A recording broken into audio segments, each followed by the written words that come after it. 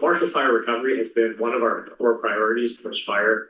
And I want to say that, it's not mission accomplished by any means because there's still some folks that haven't been able to move back into their homes. But we've made really good progress on that. We've rebuilt the playgrounds, a lot of its shared spaces have kind of come back. But it's also about keeping the town safe post Marshall Fire. That's why we literally seem to have goats that live here now. I think they're on loan, but they lived here like 12 months out of, well, I guess 10 months out of the year. So that's a huge part of keeping this community safe. And like as we think about the next few months, because we've had literally no snow, I don't know how many people actually got more than 10 days of skiing this year. What does that mean for us on a go-forward basis with the severe drought and all the things that make it, we live next to thousands of acres of open space, and how do we kind of coexist with that? So that's going to be one of the things that we are always focused on. Prior to the Marshall Fire, the biggest thing that happened to us was the floods, right? So this town has had floods and it's had fire. Next, we're going to have locusts. I don't quite know what's going to happen next, but we need to be prepared for those sorts of things, which is like one of the sort of things that you never think about when you're on municipal government, about worrying about the next terrible thing. But while we've been on the board, the pandemic happened, and that required a pivot in terms of like how do we keep things safe, how do we keep people safe.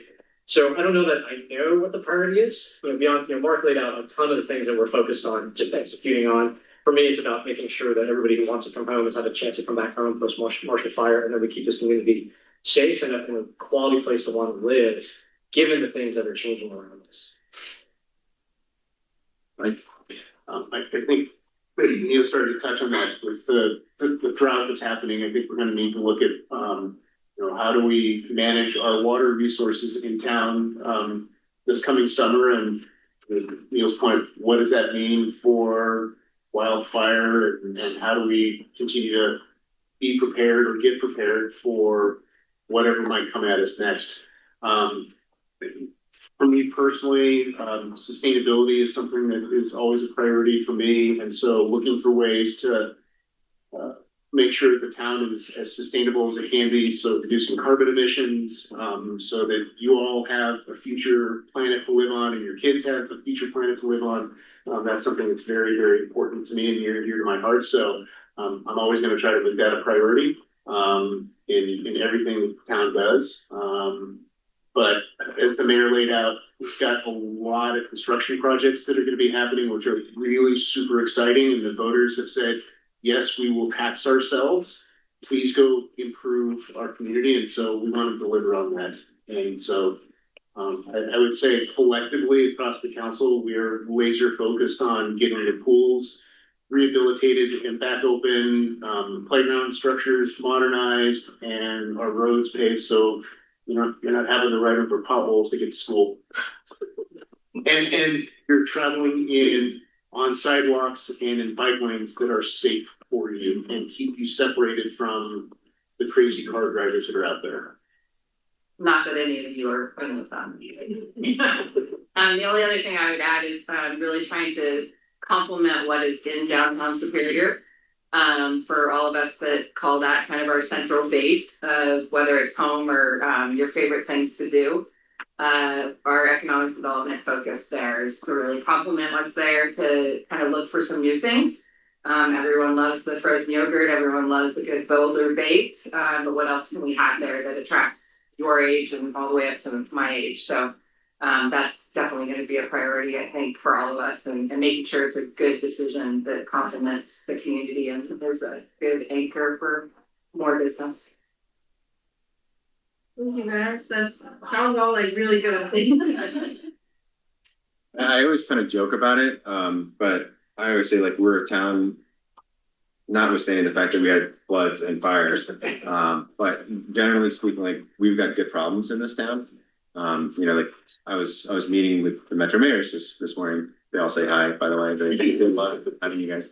But in meeting with the Metro mayors, like Denver's got a lot of different problems that we don't have. Like Sheridan right now, like the school district's on strike. There's homelessness and drugs and crime, and like we have a very safe community, low crime rate. There's very little homelessness. We don't have issues with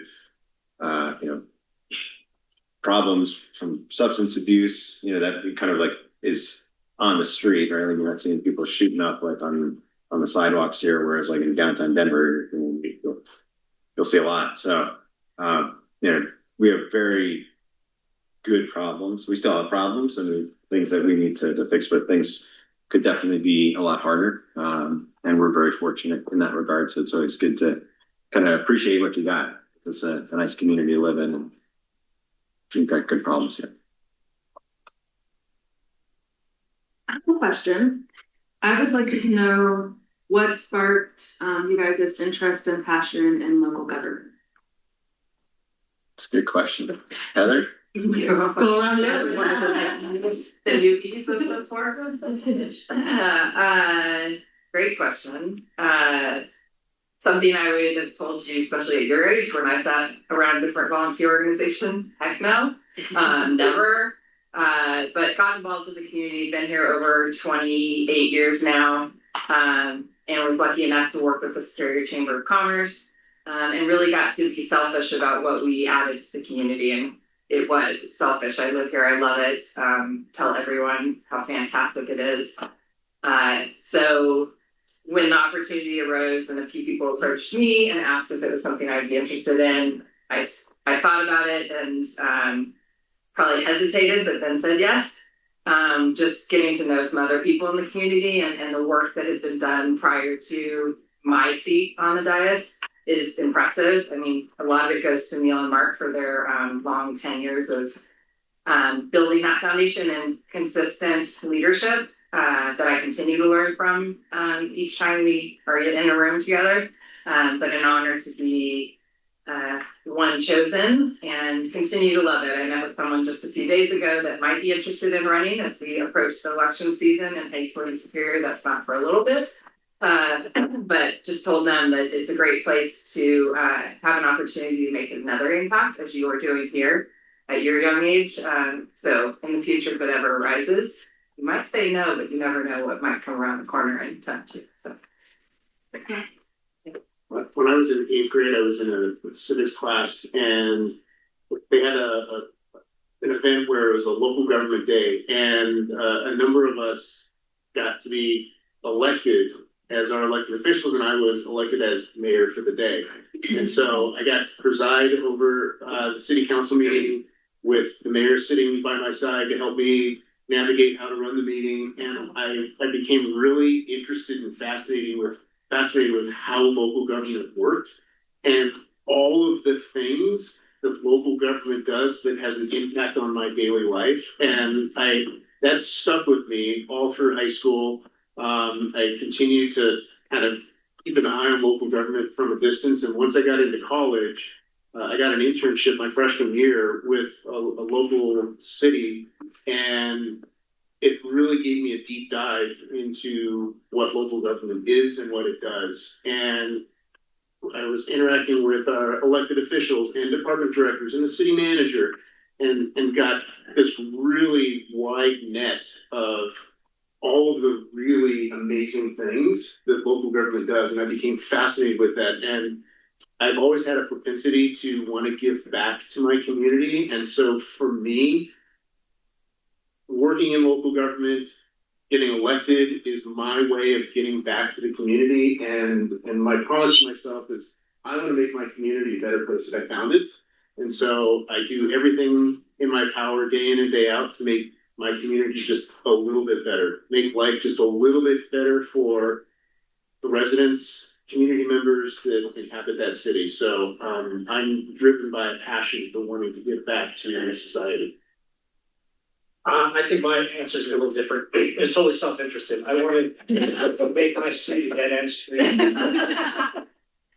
It's to some degree that's actually not true. One of the great things about municipal government is you can affect change that you can see. And it was about, there's a specific issue that I didn't think was being taken seriously. The neighbors were organized. There was an election going on. Decided to throw my hat in the ring, and lo and behold, here I am. For me, it was really about pedestrian and biking safety, and I kind of just ran on those things. And of course, everything pivoted, to the emergency of the day. But when you think about, you see these politicians on the news all the time, most of them got no start in local government, and even at our state level, they don't understand the day to day. And having the opportunity here to make a change and see it the next day, and then have someone stop you at the gym or Safeway or other places and thank you for what they did or what you've done is huge. And that's why I probably will never go beyond municipal government, because you can affect change that you can see. And you don't have to worry about raising money, you don't have to worry about party affiliation and all those things. And this is really about like, I want to do this because it's for my community. Like Mike said, I want to do something that's going to make my day-to-day life better. No question that the politicians that go further on affect massive change, and they may not get to see it.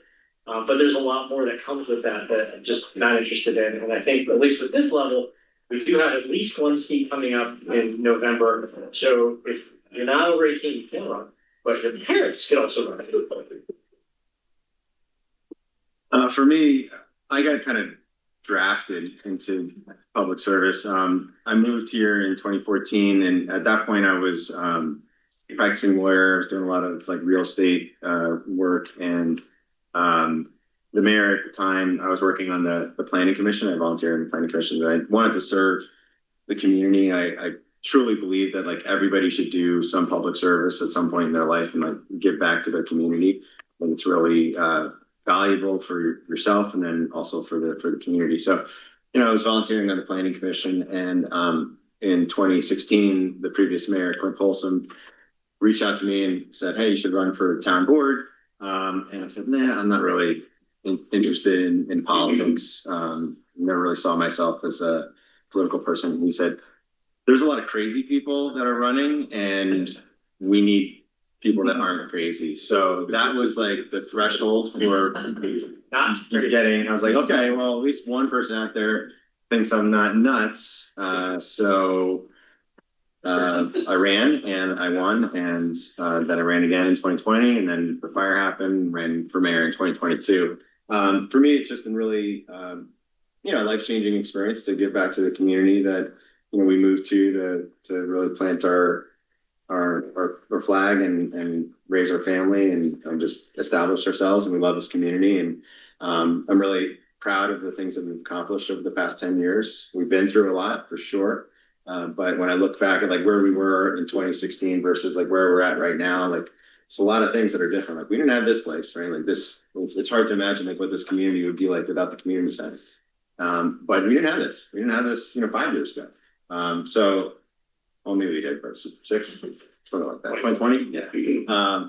So yeah, it's just been a really valuable just opportunity to serve the community. I do really like the fact that it is a nonpartisan position. So we don't run as Republicans or Democrats or any party. We just run as residents. And I think that adds like a level of kind of collegiality to all of us on the council, because we're not like fighting as like Republicans and Democrats and like you're on this side and you're on this side. And I truly don't know what the party affiliation is of my fellow council members, because it doesn't matter. So it just doesn't come up. Some of them I know, but not all. And it just doesn't impact the decisions that we're making. And I would just add that to Neil's point, at the local level, because we see our neighbors at Safeway or at the gym or Starbucks, this idea of, well, I'm going to argue with Mark just because he's on the opposite end of the political spectrum than I am, just to prove a point, doesn't serve, in my opinion, doesn't serve the residents of our community. And so rolling up our sleeves and figuring out, all right, we've got a problem, we've got potholes on Rock Creek Parkway, how do we fix it? What is it going to take to get out there and get the potholes fixed so people can get to work, ride their bikes to school in a safe fashion? And I don't care what political party you are, because we've got a problem to solve that's going to benefit and improve the quality of life for everybody in this room. Those were great. Good question. I have a question pivoting away from what we were kind of talking about before, but so I have a younger sister, and she like recently just left El Dorado, and she would come home and she would talk to me a lot about like the students and how little like amount of students there are now and how little teachers there are and things like that. And I know that's an issue within El Dorado and Superior Elementary, and I know it's like very specific, but like kind of, is there things that you guys are doing to combat that right now? And like, what does that look like? And like, what does that look like for the future as well? Yeah, I mean, this is a big problem for not just our community, but really the entire Boulder Valley School District, and then beyond Boulder Valley District. Enrollment is down. Boulder Valley School District has something like room for 16,000 students, and they have under 10,000 enrolled. So they're at like 2/3 capacity. And the problem with that is for each student that is enrolled, there's money that comes to the district from the state. So every student that comes in, I think it's something like $10,000, something like that, maybe less, eight, whatever. But it adds up, and that pays for teachers and pays for programming and pays for all of the things that you take advantage of in the great schools that you go to. But when enrollment goes down, the school district has less money. They have less money to pay their staff, less money to pay the teachers, and to put on all of the clubs and activities and buy the technology. So they have to make the tough decisions about enrollment. Right now, we don't have any control over that, but it's interesting how things have changed. Like 10 years ago, for example, when I first got on the town board, Superior Elementary School, Eldo had, they call them portables.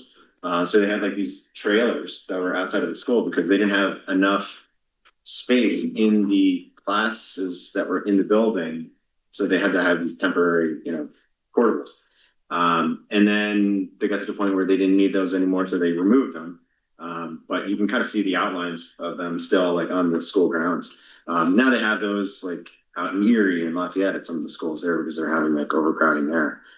So we went from a situation where we had too many kids to fit in the schools in Superior to having too few kids in the schools that we have in Superior within the span of 10 years. And that's not a problem that's just kind of unique to Superior. It's a trend nationwide. Like if you look at just the birth rate has gone down considerably. Like I think 2007 was the peak, and it has been just diving. So the school district's looking at that, and they're trying to figure out like how do they make these tough decisions. We had a presentation with the school district, and one of the things that we talked about and advocated for is back in the mid 2000s, when we had the portables here in Superior, they drew some of the boundaries for the neighborhoods in Superior. So like in Sagamore, in downtown Superior, in Bell Flatirons, Reliance Circle, all of those kids were going to Monarch for elementary all the way through, obviously high school. And Eldo had a very small kind of pool of people to draw from. So when we reached out to the school district and said, well, before you make any decisions to close any of the schools in Superior, at least consider redrawing the lines so people that live in Superior go to school in Superior before you make those decisions. Now, obviously, that would have like impacts on the people that are expecting to go to Monarch, and you still have open enrollment in Colorado, so you can choose to go to different schools. But we're just hoping that they don't close the schools in Superior. But they're looking in Broomfield, they're looking in Louisville, they're looking in Boulder for sure. And I think they have something like 10 schools that they're going to close out of elementary schools that they're going to close. Although I was talking to the mayor of Broomfield this morning, and she said that the school district has told her that they're going to close a middle school in Broomfield, which was the first that I ever heard of that. And apparently they only have one BVSD middle school in Broomfield. So Guess we know which one it is. yeah. So it's a big problem. And so, we're publicizing the meetings that the school district is having. They're having a number of like outreach sessions, and we're encouraging parents to go and kind of like fight for our schools because, it's not just like closing a school, it impacts like the neighborhood, right? And the feel of the neighborhood and the kids that are walking to school and just the community that kind of grows around neighborhood schools. So I think it's really important for us to preserve those schools. And, so many of you all went to those schools and, have fond memories of those schools and great experiences. So we want to see them, stay. But unfortunately, it's not our decision to make because we're not the school board and we don't control it. But So, I mean, you guys, a lot of your class, you guys were born in 2007, so you kind of gone through this boom, and like the college application process was potentially the peak. And then like next year is going to get easier to get into Michigan and into Cal, so it's, unfortunate, but as there's more kids and everything else. But and like my daughter was in one of the portables, I think in kindergarten at SES. But one of the thing, and to Mark's point, definitely tell your parents that BVSD's got these listening sessions. This is a great opportunity for you to go and advocate for the schools and the benefit of going to your neighborhoods. I think it's so amazing that all these kids would walk to SES or the Eldo for kindergarten and then all the way up to sixth or eighth grade. So definitely remind them. But the place where we can use your help just longer term, and it won't affect the school decisions today, is there's this sort of conundrum that we have where we have like empty land and somebody wants to put new houses there. So new houses would bring in new residents that might go to new schools. And often what ends up happening is a lot of existing residents are like, no, we don't want any more new development. And this is the never ending challenge of municipal government where we don't own the land, somebody else wants to build some homes, apartment complex, something. And a lot of times the current residents are like, no, we're full. And we know that we need more residents because a lot of folks are, they'd say, aging in place. Their kids have graduated and now they're empty nesters in a large house. There's no kids in that house going to the school. So that's part of what's driving down the enrollment. So as you think about how do you bring more kids into this neighborhood, if people aren't selling their homes and we don't have a lot of new places to build homes, what can the schools do to try to attract people? Yes, people can open enroll and then drive in, but that's not sustainable. But what can we do as a community to try to encourage more home development? And this is a tough one because if you look across Boulder County, Boulder started off with a very strict housing restriction. A very aggressive housing restriction, no more than 2% growth, buildings can be over a certain height, which crippled any growth, made property values go through the roof, and then all the surrounding towns and all the L towns, Lewiston, Lafayette, Longmont, and Superior, just went bonkers with everybody wanting to move here. So when Mark moved here, when I moved here, property values in Superior were much cheaper than any of the surrounding communities. Now we're at par with everything else. Everything's $1 million home. So it's really hard for a young or starter family to want to move here. And that directly affects our schools. So while the schools are going to make their own decision, we have an equal part in terms of how do we attract and retain and bring in like these younger, smaller families that will have kids that sort of matriculate through our schools. No answer here, but this is part of just the conundrum that we're all going to have, across this community in terms of wanting this place to sort of be as cool as it is now as it was when we were growing up. And to Neil's point, this is not something that gets fixed like we approve a housing development and all of a sudden the schools are full. This is probably better part of a decade before it gets resolved. So we have to be looking into the future and thinking about what does that solution look like in 10 years and how do we implement that today? Because it's going to take that long to sort of fully mature and have an effect. I have a follow-up question. Last SYLC meeting we had, and Mike and I chatted about this a little bit, about redistricting. Is that still kind of an option? Where do we stand in that process? For schools, like zoning? That's something that Mark was talking about, redrawing the lines. Yes. So that, my understanding is the Boulder Valley School District is going to be making the decision based on the listening sessions and recommendations from their staff sometime this fall. So we're just now starting to get into the window of those listening sessions. So we're still very, very early on in the process. Or the next listening session in our neck of the woods is on April 22nd at Monarch High School. And if you care about the schools, you got younger brothers and sisters in the schools, and you just want to go there and lend your voice. I think the voice of the youth is like so important and persuasive and just impressive when you take the time to actually show up and say, like, I don't even go to these schools anymore, but they were really important to me, and like I would hate to see them close. I think that would make an impact because it's another thing for just like a bunch of parents to show up and just say, don't close our schools. We want our kids to go there, but like for the actual students that went to those schools to go there and testify as to like, this is how much of an impact it made on me, and you're gonna be making these tough decisions, Boulder Valley School District, but save our schools. I think it would be really persuasive.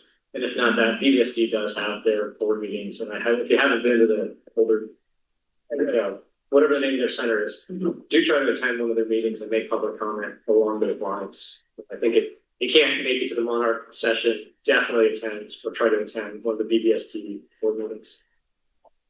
Because Mark's right, they listen to the kids and students way more than parents, as they should. I have kind of a follow-up question. It'll be super quick. That might be a dumb question, but you're talking about like people like not wanting to build and like develop new houses on like the open space. Like, what is the reason for that they don't like that people don't want that?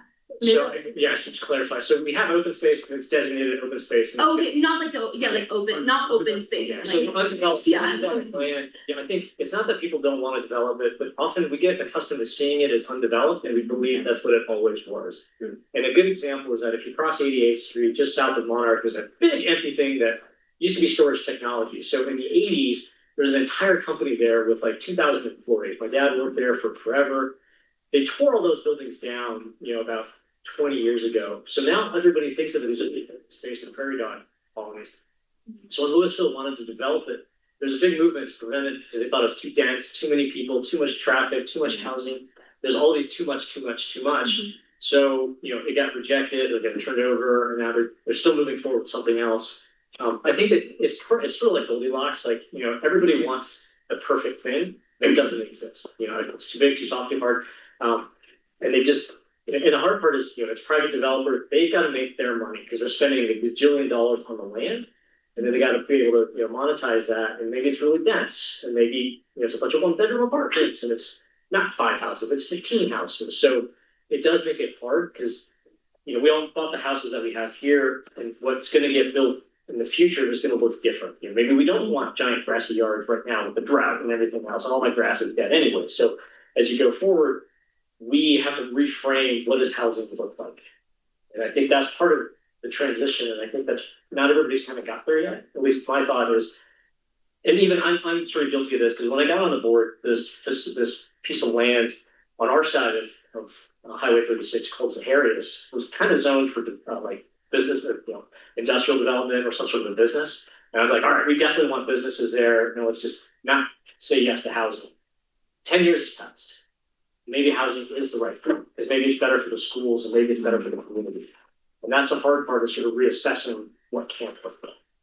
I think there's a general trend. This isn't something that's like unique to Superior. It's just something that we see in Colorado in general. And it's also not necessarily unique to Colorado. It's unique to like any place that people want to move to, right? Like, I'm already here, so I've got my house and I don't care about anybody else that wants to move here, right? Like, it's not my problem to solve, right?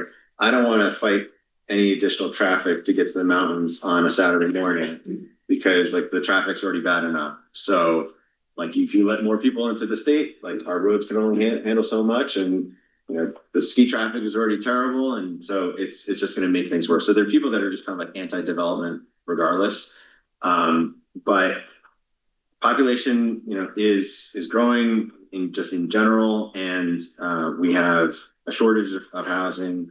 And the problem is that the cost of living is increasing, and for people that are coming out of college, people that are looking to start families, young families, it's impossible for people to find a place to live in a place like Boulder, in a place like Superior and Louisville, because it's getting too expensive. And so people have gotten priced out, and they've moved kind of east to Lafayette, to Erie, to Longmont, to Adams County. But even those places are starting to get more expensive and too expensive to live. But that's why some of the school growth is actually happening in those areas, because those are the areas where actually people could afford to live. So the land use decisions that we make on town council, those are really the hardest decisions, the most, I think, important decisions for us to make. As we're making decisions about what the future of the community is going to look like. And we're hearing from people who say, like, it's fine as it is, and don't make any changes that are going to make it harder for me to get from here to there because there's more traffic. And then, the flip side is like, people are saying, well, I can't afford to live here and there's no houses for sale and the houses that are for sale are too expensive. So, there needs to be some sort of affordable option for starter families. And then the school district is saying, well, there's no students here because people can't afford to live here. So, we have limited ability to solve these problems because we're only 4 square miles and there's only so many areas where we can actually kind of develop property. But it's a very difficult problem. When I was meeting with the metro mayors and we were talking about housing today, and this is an issue that the legislature and the governor and all of the mayors in the various towns, we're all talking about it because we recognize that there's like I forget what the estimate is, something like there's a need within the next 10 years for like 600,000 homes along basically the Denver metro area, and those don't just like spring up overnight. Like it takes a long time to build a house and a lot of money, and there are also factors that are kind of like out of our control, what the market is doing, and are we entering into a recession? Are we at war with Iran? And like the cost of fuel is too expensive, so it makes it more expensive. Yeah, do we have drinking water? So there are a lot of variables in all of this, but if you're interested in, you should consider running for town council. You need good people that are interested in shaping policy for the future. I have a question. I live like right up there in like Yarrowwood. There's been like people like coming in and they're like marking on like lawns and like digging like little holes and stuff. What is like that? They like explained it to me, but I didn't really like understand it. They are trenching for fiber optic high-speed internet cable.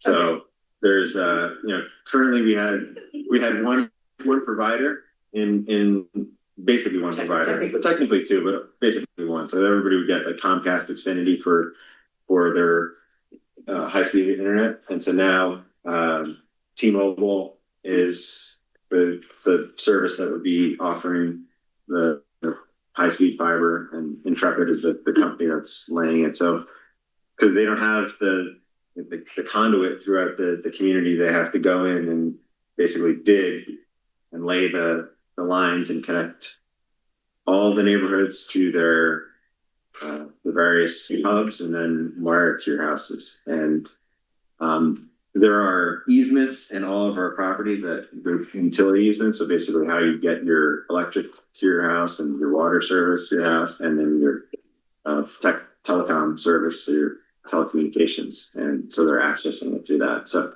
they're supposed to put it all back the way they found it. So they're not supposed to disturb it, but they have a right to go in and dig and lay this conduit throughout the neighborhood. Okay, thank you. Most people are actually pretty excited about it because having additional service should bring the cost down, should bring like way higher speeds. So I have a service, but they left 2 holes in my yard that are 2 feet deep. So I don't know when those get filled up. It's pretty impressive though, like how they're doing it. Like I don't know if anybody's actually like paid attention to it. They were just doing it. They were doing the tunneling. Yeah, and you just kind of hear this thumping going on for a couple of days, and then they go to a different section of town. And all of a sudden, you see something sticking out of the ground. I also have like a specific question, but what's like the big gray concrete building that came off of the council like near downtown Superior? It's an alien space. Yeah. It is a mixed use, residential and commercial. So it's an apartment building and ground floor retail. So basically what they did is they built a parking garage first, and that's what the concrete structure is. And then that's going to get surrounded by apartments. And so it'd be like 250 apartments, something like that. And then along Main Street, there will be like shops, restaurants, that sort of stuff. So if you go into downtown and say you're at Menchie's and you look across and you see the Oregon, it's going to be similar because those are all apartments that have wrapped around a parking garage. So hopefully in the next 6 months, it'll look like an actual building and not just like this concrete abomination. It's a very common question. Very common. What is that? You won't see that part. It'll be like, Well, you will see part of it. yeah, but I mean, you'll It see won't mainly look, it won't be as great, yeah. Are there any like other downtown superior developments you guys can share? Yeah, so we will be considering an application probably at the end of April, maybe in the beginning of May, right along the plaza on Main Street for a food hall and like wood-fired pizzeria. So like right across from the sports stable, there would be like a standalone restaurant that's going to be like a wood-fired pizzeria place, and then next to it would be so in between kind of the sports stable and then the community civic space would be a food hall that would have like, you know, place to get sushi, tacos, and all the sorts of things that you have at a food hall. So that's exciting. There's a couple potential restaurants that are in the process of getting leases signed with the landlord down in downtown. Maybe a bookstore. Yeah. In downtown. There's a new little clothing store. Yep. There's a bunch of actually new businesses. There's like a kind of like a photo studio. There's a clothing boutique. Flower shop. There's a flower shop now. There's like a healthcare place. Hair salon. Hair salon. There's like a Insurance. so if anybody's looking for insurance, it's okay. Oh, do you know what you're gonna do about like the parking in your sports stable? It's pretty bad. What, like in the lot or Just like in general, but like it's really hard to park at sports stable because the parking at the back is really small. Mhm. In the front, the residents don't like it, and then the little parking spaces are like restricted. I think. There's gonna be an item for the town council to consider in the 2027 budget. It's basically gonna be a parking sign that tries to direct people over to the parking garage, because that parking garage is way underused and will have the number of spaces that are available. So rather than people driving around downtown looking for a place to park, they'll say, oh, there's 100 spaces available in the parking garage. I can go park there. Or in the civic space. No, in the parking garage, it's just next to the sports. right, like the medical office building Yeah. over there? It's confusing because like everyone assumes that the garage is for some other business, Right. but you can use it if you don't supposed to. Yeah, we tried a bunch of different things, but you know, at one point we had a conversation with the owner of the sports stable about basically building a parking garage where the parking lot is to the south of the sports stable, and it just wasn't something that they were interested in spending the money on. So unfortunately, it's kind of the situation that we got right now. So. And the businesses that are there, like Overbake, they don't like people parking in front of Overbake for 3 or 4 hours because people that want to come in and get Overbake, they want to be able to come in, get the cookie and leave, and not drive around downtown looking for a place to park so they get a cookie. It's really like interesting in a probably very boring if you're not interested in like land use and development and stuff like that. But like part of building downtown, and like downtown was like originally approved back in 2013 before any of us were on town council, but so we inherited kind of that decision. We were trying to make it work, but part of the idea of building a downtown, like most communities either have a downtown or you don't, right? Like, and we've been building one, so it's pretty unique and interesting kind of problem. But you want to have a certain amount of density in the downtown to make it feel like it's not this like desolate like ghost town, right? Like you want to make it feel like it's activated and there's a lot of people down there. It's like excitement. And part of that is like there's like a specific number of like parking spaces that you have in the whole area. And you know, what you would have in an area like Rock Creek, where you can park 1 million cars and you could still find places to park. In an urban environment, you don't want to have that. Like you actually want to have people not be able to necessarily find a place as easily because you've got that kind of like activated downtown. But on the flip side, you want to support the businesses that are down there, and you don't want to make it too hard for the businesses to like have customers come in and find a place to park. So it's like striking that balance of figuring out like how do you have enough parking but not too much parking, and that's something that changes over time as like the development matures and comes online.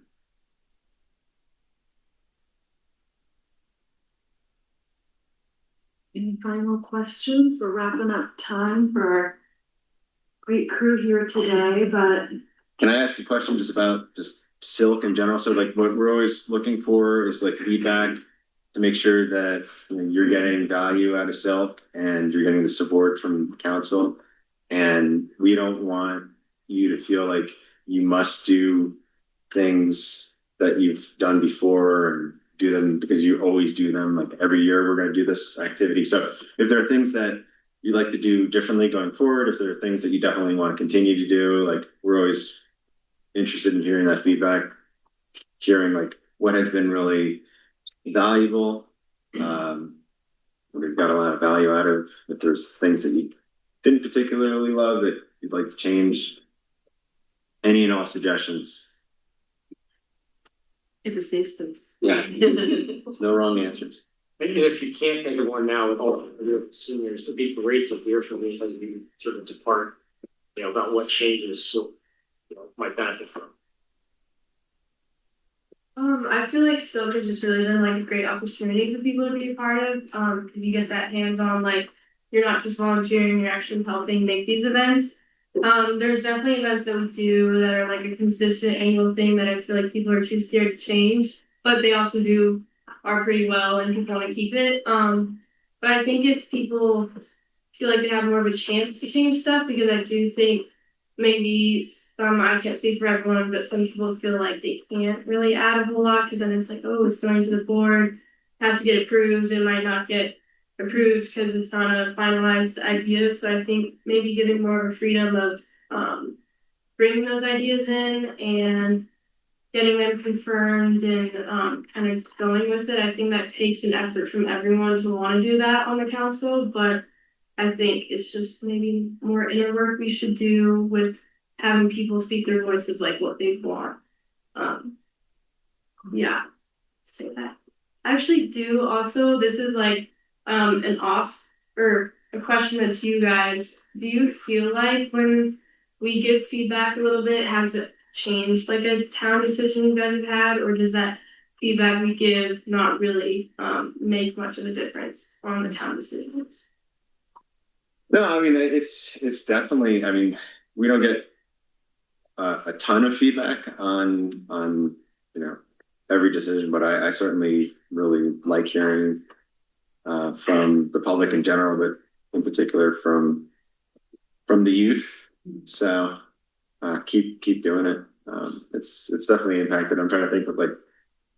I mean, it's impacted the way that we designed this building and kind of like activated this building. It's impacted the way that we finished the civic space in downtown.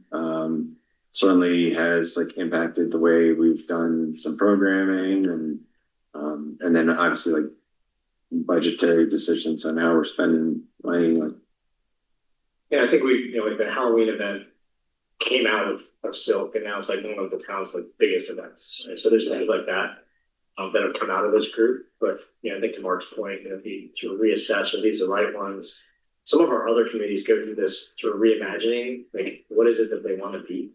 And what you think about Silk is there's turnover. Every 4 years there's the kids that are graduating, and the next batch gets to kind of decide what's important to them, like what events do they want to do, what events are just like brutal.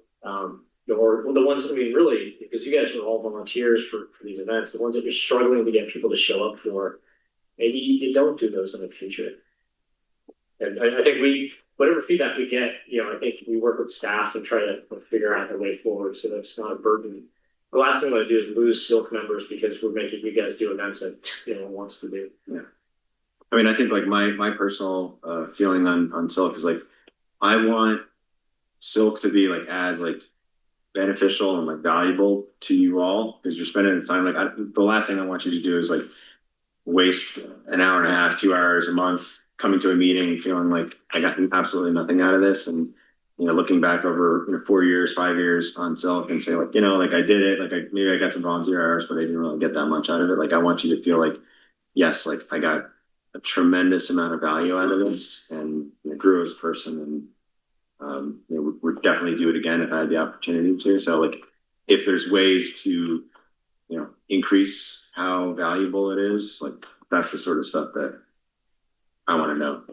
If it's a question of like a decision that we can make, or money that we can potentially budget to add value to the program, I want to hear it. And the quote Mayor Marquez is, what you put into SYLC is what you get out of it. And so if you're just showing up, checking a box because you want to get this on a college application and you don't feel like it's, the best use of your time, that's maybe a great opportunity to reflect on, could I be doing something different to make an impact and make a difference and help change a program so that it's more impactful? And so maybe that's looking inward and saying, what can I be doing differently to show up differently to help make a difference? And then at the end of the day, it's like, hey, I feel really good about this because I was engaged, and we got more youth to this event that we've never done before. That's pretty awesome.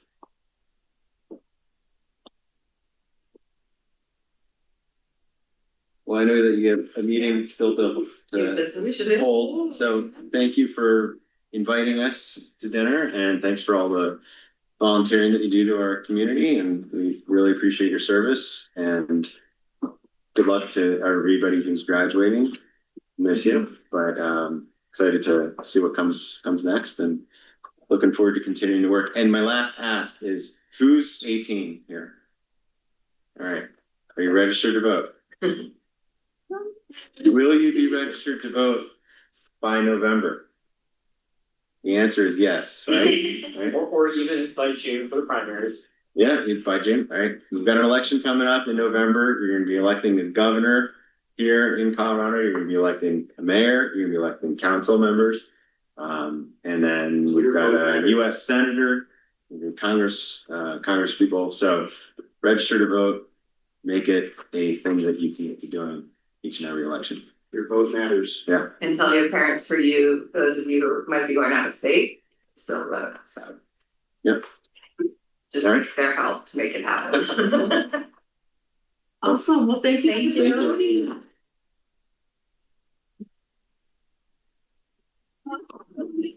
Thank you, Dad. Love you too. So, don't be shy.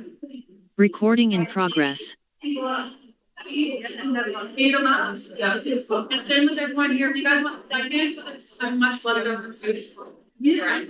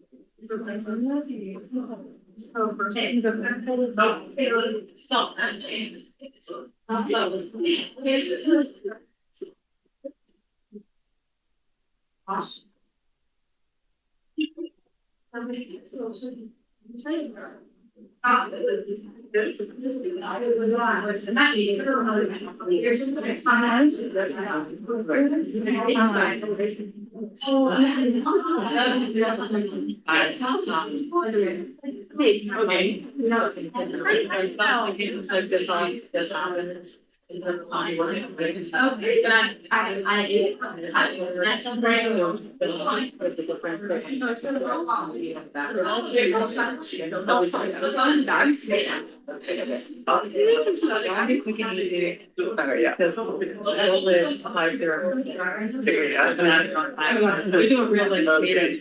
Okay, I think that's what I've been.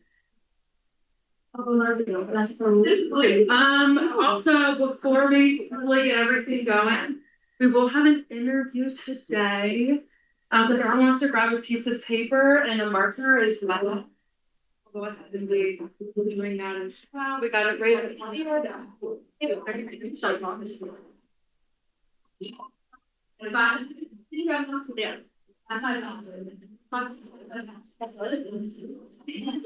Drop your name tag for an activity as well. And colors. It's 1,000. That is right.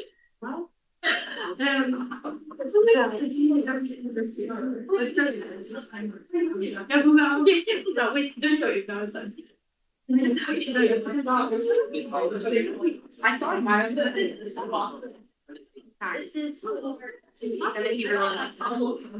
so sorry. Oh my god. It's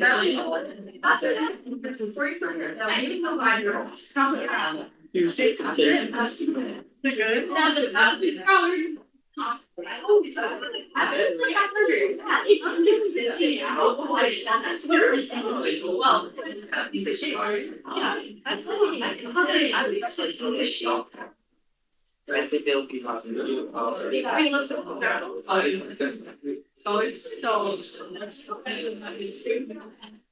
And it's like, I mean, Lucas was doing it, so you're right. Thank you. You got vegetable. I know. Agenda.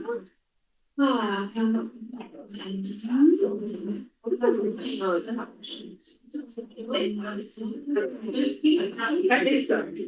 Yeah. Would you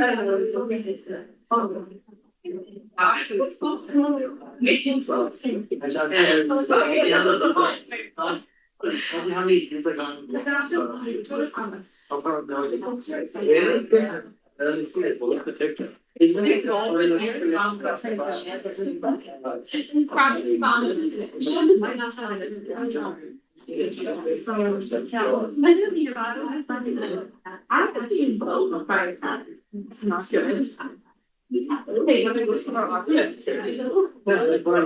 That is what I thought. That's a bird video. That is what I thought.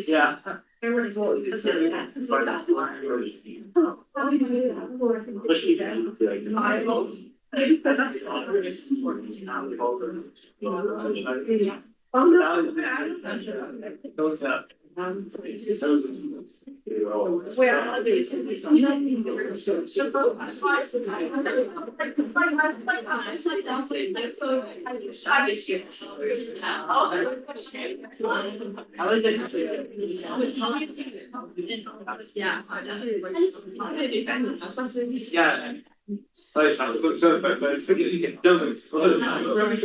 Yeah. Okay, guys, we're gonna start our regular meeting now. Right here. Yay, yes. Okay,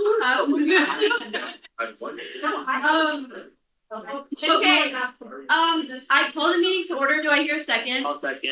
All in favor, say aye. Aye. Okay, meeting has begun. So first, we're gonna do a roll call. Okay, so instead of saying here, can you guys say that you graduated high school? I can mark it down. All right, Audie. 2026. Andy. 2027. This is to update our roster roll of who's gonna be leaving during what year. Alka. We did, 2028. Carter. Corinne. 2026. Dylan.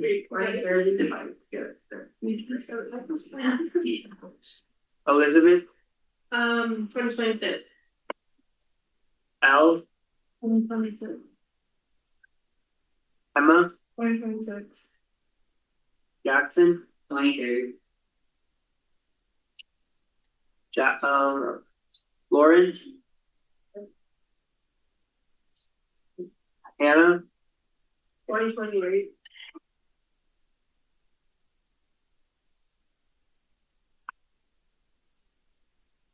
Lindsay. 2026. Lisa. 2026. Libya. 2026. Megan. Millie. 2020. Michael. 28. Neil. Yeah.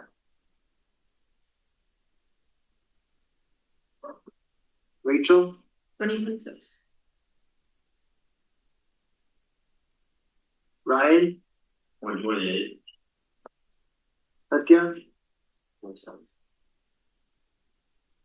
Sebastian, 2027.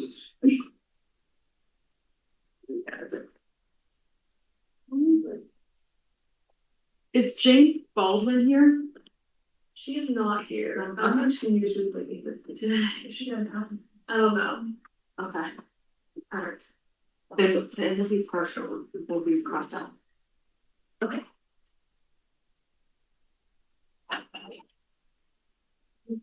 Okay, cool. So roll call is over now. Okay.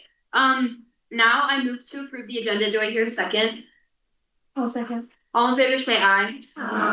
Okay, agenda is approved. Now, do we have any public comment today? Let's see. That's right. Oh, so no one? No one's here. Okay, sorry. Okay, cool. Now we already did the council dinner, so we are gonna do our team building. Did you guys have? Okay, I had like okay, yes, share. less that, but more of for since I don't know if anyone else, I get sentimental with like local government stuff, and if anyone feels inspired, but I'm really big on envisioning things, and so what I was thinking is writing down maybe the one thing that you want to get out of SYLC or the impact you want to see for the future of Superior yourself on the back. And we don't have to share if you don't feel comfortable. But it's something that when you come to these meetings, it can be sitting in front of you and you're the person that sees it and we won't be able to, but it's a reminder of your purpose here and the purpose you can make throughout SYLC in the future. That can just be a small thing, which also be like a fun thing after. It's a pretty quick meeting today, but just thought that would be nice. Mike, you too, you're included on this.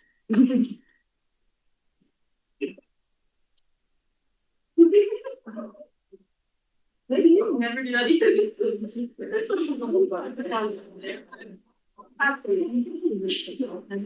You know, to kind of write down your purpose. I really appreciate it. Thanks for saying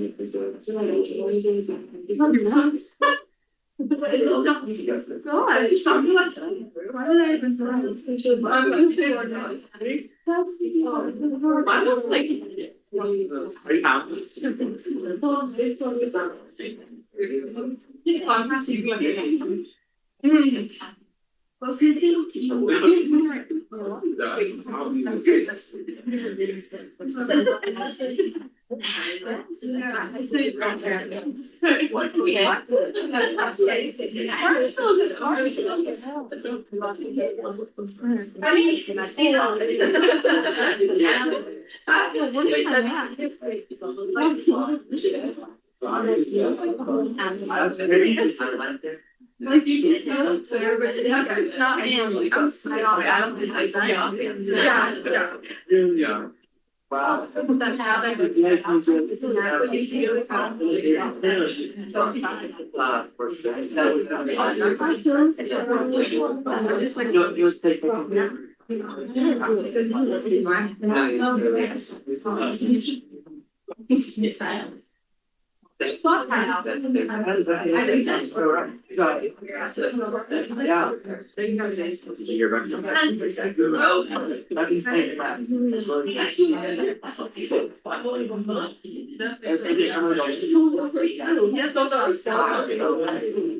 What I remember like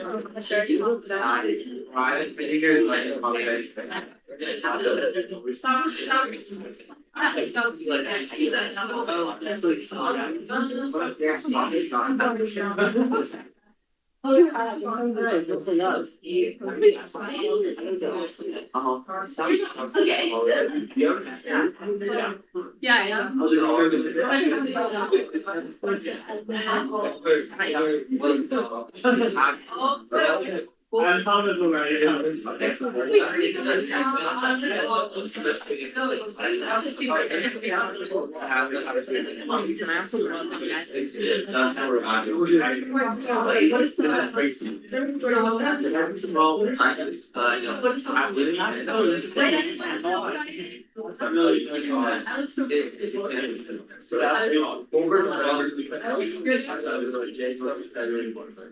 Is everybody done writing?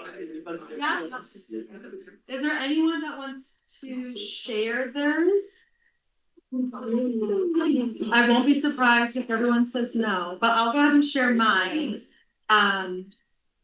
Just in spirit of, you know, us being able to share and talk more openly. I know for me, you guys, I said mine is to be inspired by the youth and their drive. I think you guys as SYLC are great at like making a difference, even though sometimes it might not feel like it. But like even STEM was such a small event, but it made such an impact on the kids that did come. The parents' night out, it may be chaotic, but maybe the kids don't appreciate it, but the parents are making such a big difference for the parents and allowing them to have a date night, something they might not be able to do for a long time. Monster Mash, it's a big thing. And I feel like this group has maybe some hidden ideas that could potentially come out one day and we make happen. And I would love to see that driving that passion. But you guys doing this, I think is really inspirational for me. So proud of you guys, and that's mine.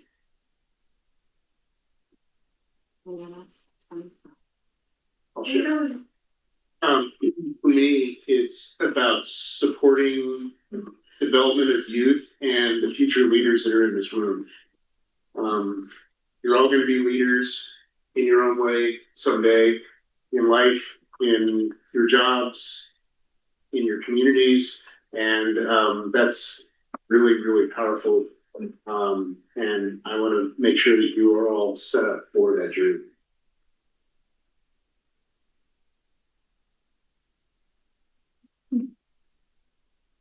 Do we want to do another team building one, or should we go on these? Do you guys get it? No, I don't know.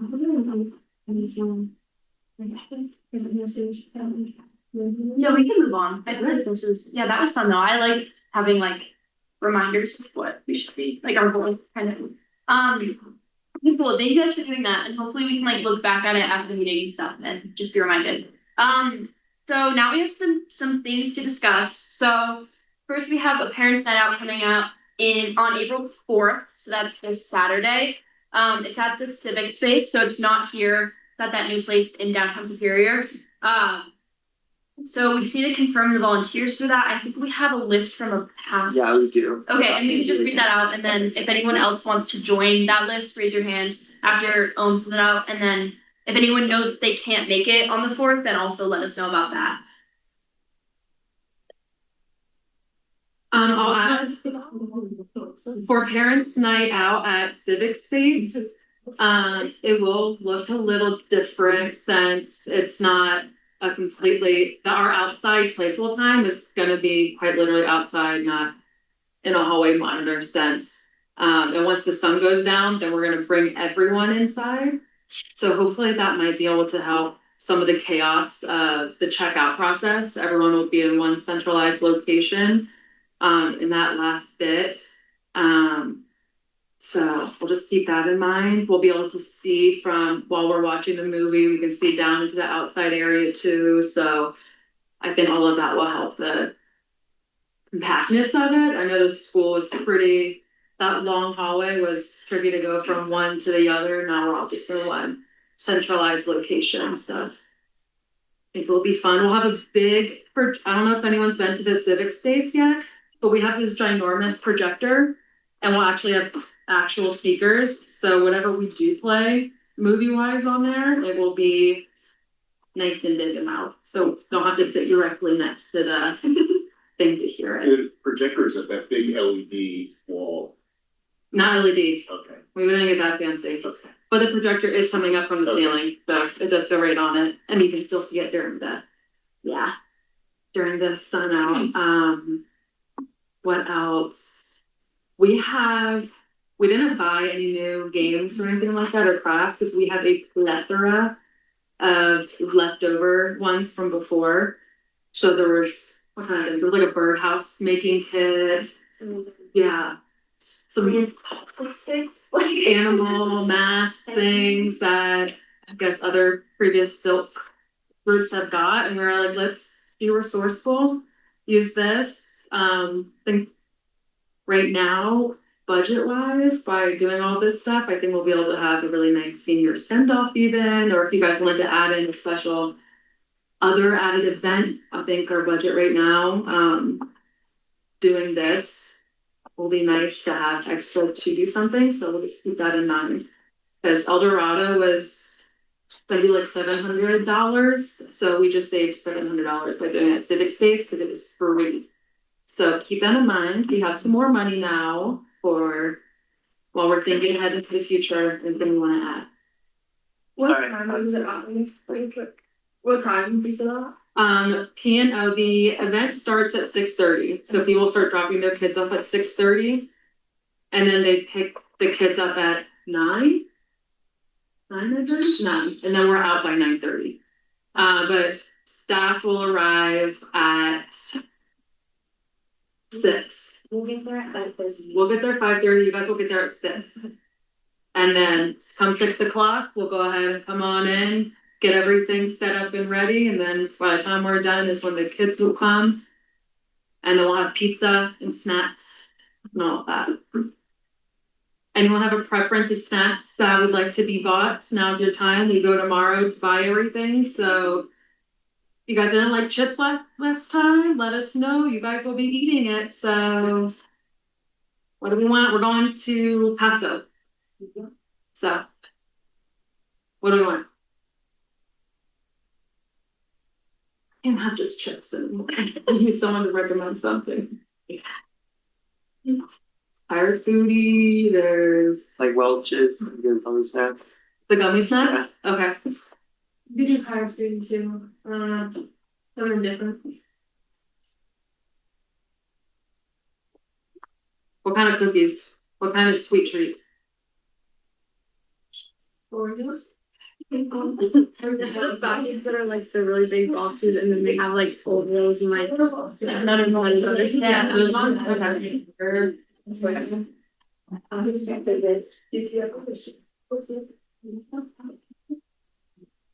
And what kind of beverages do we want? We had the bubbly water last time. Do we want that again? Do you want something else? Yeah. I feel like Capri Suns. I think we had that last time. Oh yeah, we had Capri Suns too. Okay, yeah. Capri Suns in a different one? Or just more Capri? We ran out of Capri Suns, I feel like it's pretty fast. I just do more.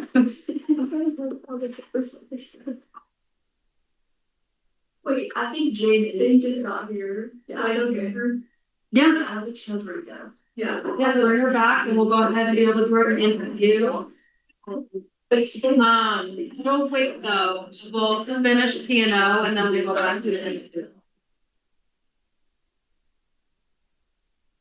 Okay, so do we want to go ahead over the list? Yeah, okay, so I'm gonna go across the list of people who have volunteered, last time, but if I don't say your name, you still wanna volunteer, just let me know.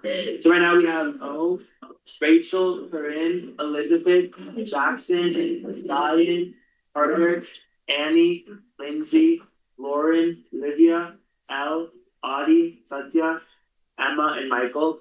Does anybody wanna volunteer at any way they're not called? No.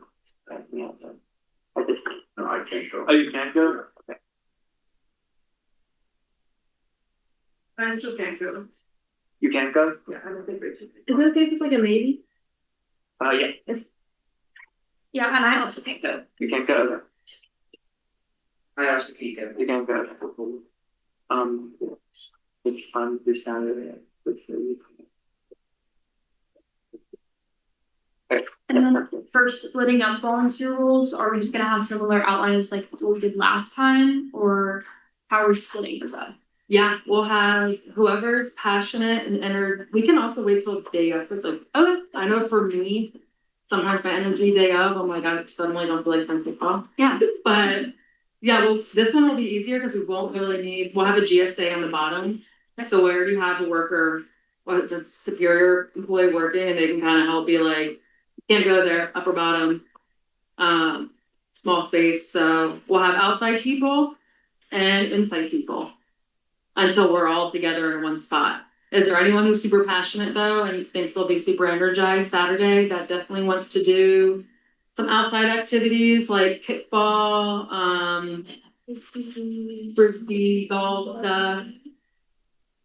And this is, I feel like this one will be nice because we will be outside and we'll also have that like climbing structure too to, since they won't climb on bleachers, they can climb on the rock climbing thing, so that'll be good. The outside folks, please dress warmly if it's gonna be cold. And also, everyone who is coming, please wear your silk shirt.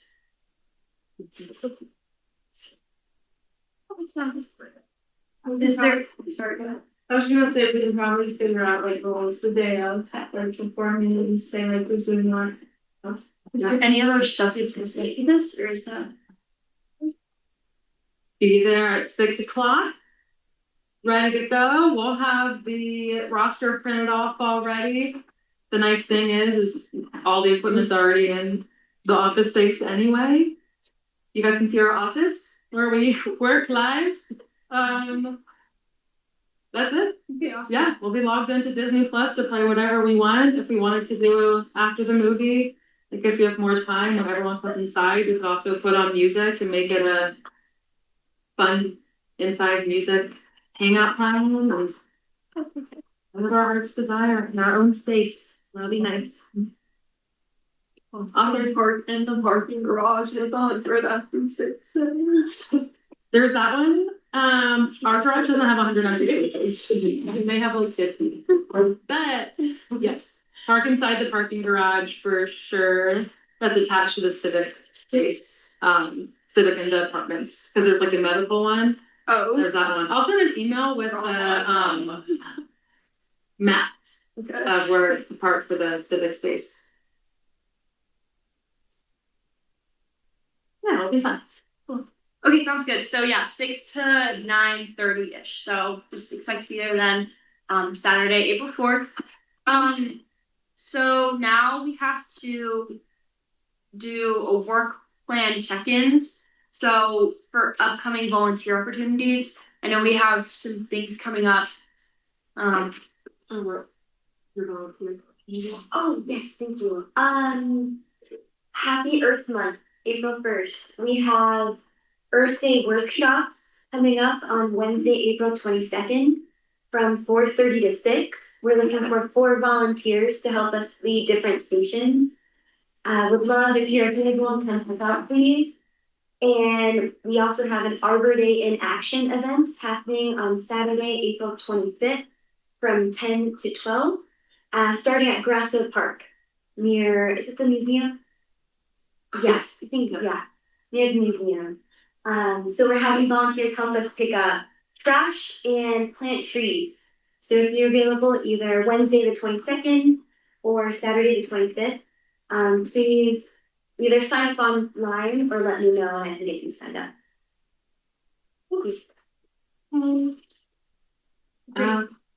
Yeah, this is just for us to look at the work plan again, just so we always have visual each meeting, just to know what we have coming up, what we have to look forward to. We're still in the works of working on finding somebody for our May meeting to come speak. I know we discussed that one, but then June we'll have the National Trails Day opportunity, but those are things we got coming up.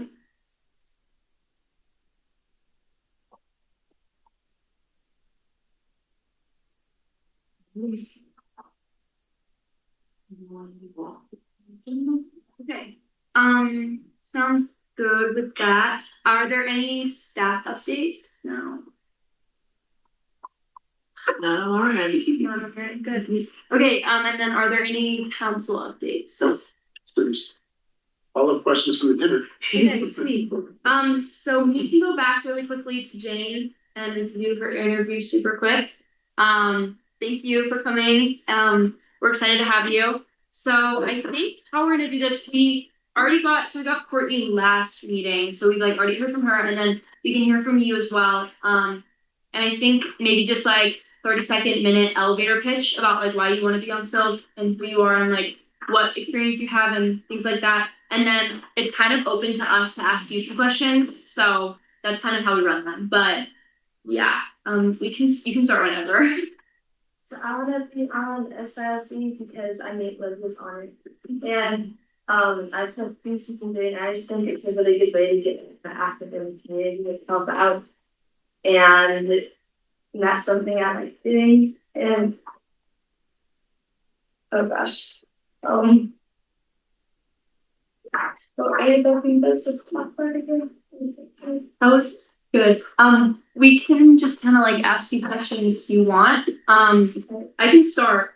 I know you said you're like interested on we have like what you wrote down and everything for your notes, which is great. But you kind of talked about like making a difference and things like that. So what have you done in the past? This could be like leadership roles, sports, responsibilities that you've had. Like what specific stuff do you have that you think is applicable to yourself? I mean, I did like leadership, I guess. I'm my class president at church, at a church that I go to. And so I have some experience in helping out with that and like reaching out to a lot of people and doing stuff like that. I just have a question, like kind of building off of that. With your experience and everything, what kind of strengths do you think you could bring to the council?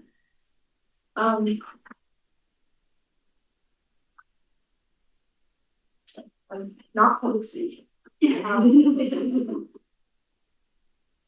I mean, I can be. Gosh. You're good. Take your time. Take your time.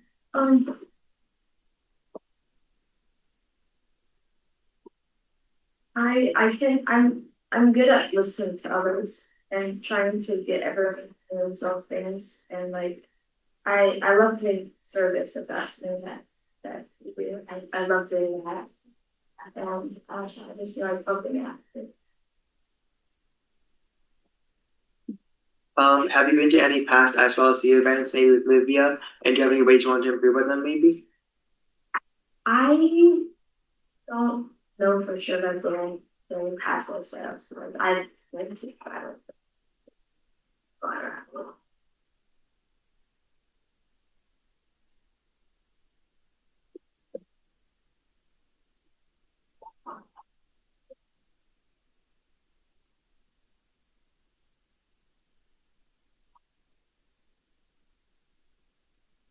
I have one question. I know you talked a little bit about like your church, and obviously you're probably like very involved in school and things like that. How do you think, like, do you think you can balance still? Because I'm sure, like, your sister told you a lot about like what we do in SYLC and how much like a time commitment it is. But do you think you'd be able to do that time commitment and like actually like be able to like really engage, even considering all of your responsibilities? Yeah.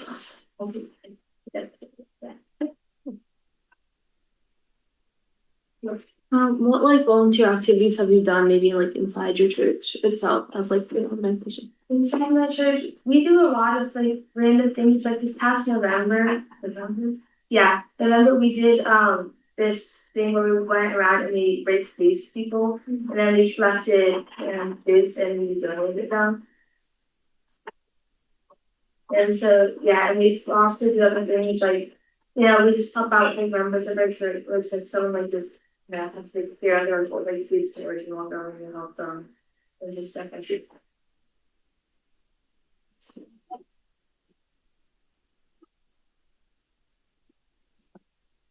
Is there anything you're wondering about, so? Do you have any questions for? You can interview people back. No, I can't think of any questions right now. I will say, SYLC attends different town events, having booths, volunteering, and doing stuff like that. Have you been to any of Superior's events, like maybe 4th of July, stuff like that? Yeah, that's it. Well, some of the events that you attend, do you have any favorite events that maybe you've attended personally, either large scale or small scale, that you think would be fun for yourself to attend or maybe do? I'm not sure. Like, by event, like, you about It can be as small as a community park meetup type thing, picnic event, or it can even be as large as like our 4th of July chili fest, a music fest, a school gathering.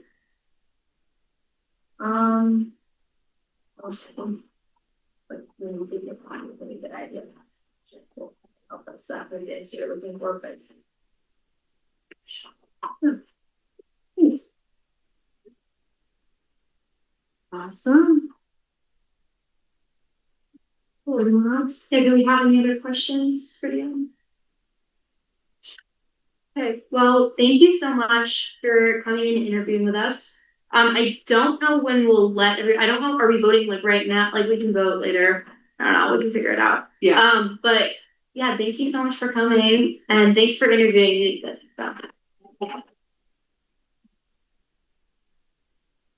Please help yourself to food as well. There's plenty to go around. Yeah, so as far as voting goes, everyone does have a piece of paper. Not to make it seem intimidating, so just hide your answers. And before the meeting does get adjourned, we do, so Jeremy has found a different job somewhere else, so we're proud of him for that. However, he is the creator of our GroupMe chat, so we do need to make a new one. So what I'm going to do is attempt to create a new group and kind of pass around and have everyone add themselves. Oh, wait.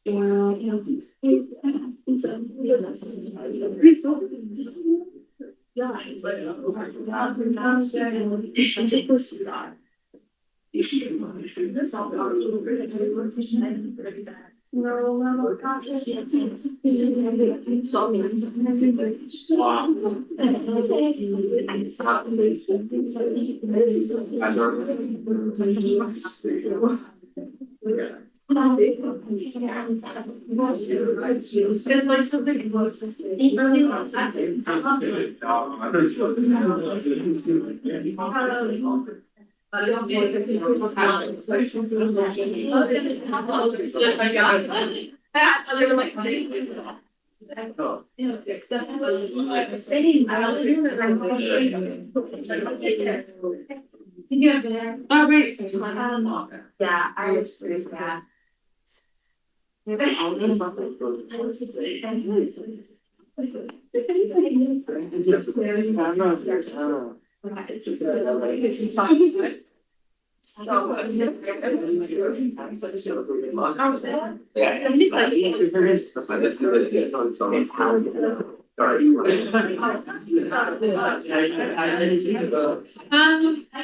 actually think I found the button to do it myself. If everyone could check their phones, please, to see if you've been added to the group. You were? You were? Yeah.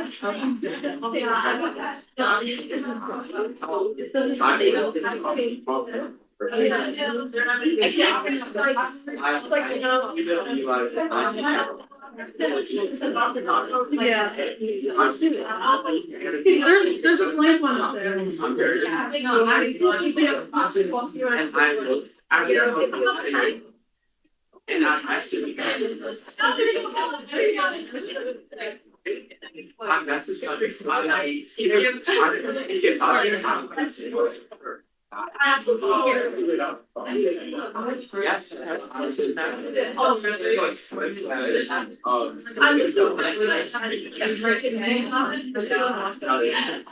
It was like, I don't know. It was like.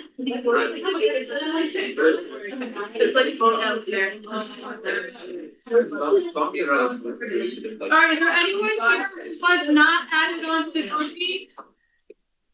Raise your hand now or forever not be added. It's not added. You were not? I did. Oh, I have a press copy from. okay, sure. Yeah. No, you are. You guys were?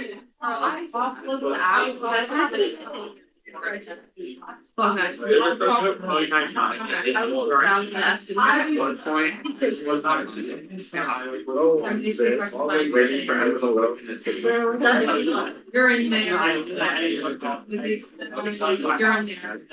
Did you delete the app? No. I did that until I realized I was like, oh, I have to actually have it. But you guys are good. Just follow the trend. Yeah. I think that's the most thing on. Fun here, okay.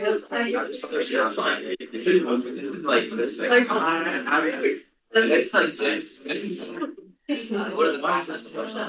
They're like, they are used out of this content.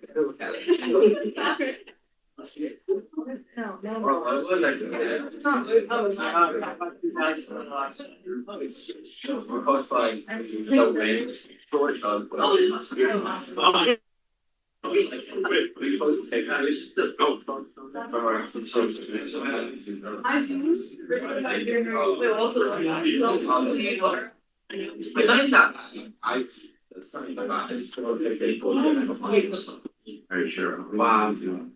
And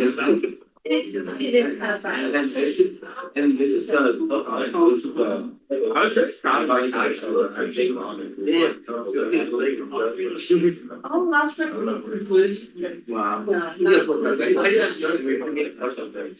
12 months later. Yeah. You must commenting like right off for that.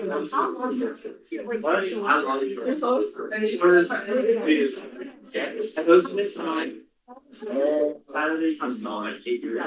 Really, 8 years. Yeah. They just grown by that one Saturday.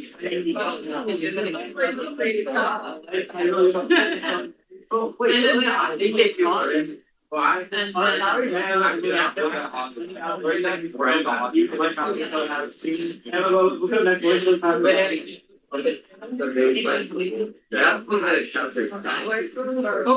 So she like worked. and then if you guys. Like.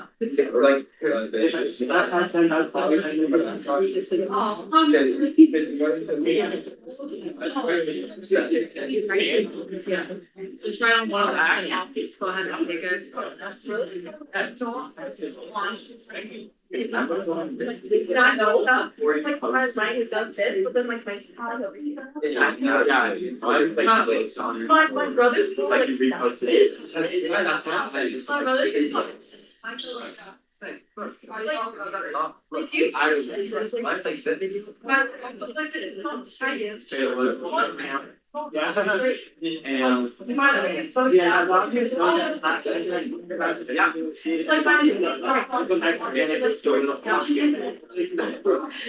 It was the little shit. My mom thought you were gonna get like that. See my room. So it's not enough. Yeah, you want to go to Looking like that. You know,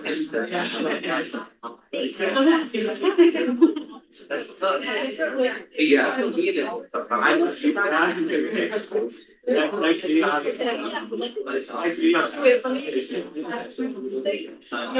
what is it? Well, I mean, I would think, I No, it's. yeah, I would go. I should follow like, Like, or you everything. Oh, that's something like.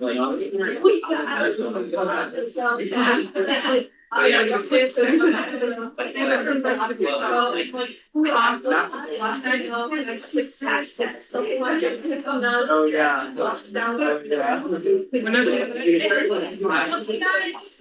Yeah. Come back for 1 second and we're gonna wrap this meeting super quick. Yeah, I need like one of those, the gavel, yeah. But, okay, so, yeah, basically, Jane, just, you know, it will go to, like, town council, and then they'll approve it, and then you'll hear back and everything. So, yeah, other than that, if anyone else doesn't have any questions or comments, then I move to adjourn the meeting. Do I hear a second? I'll second. Okay, all in favor, say aye. Okay, meeting is adjourned. All right. Saturday. So.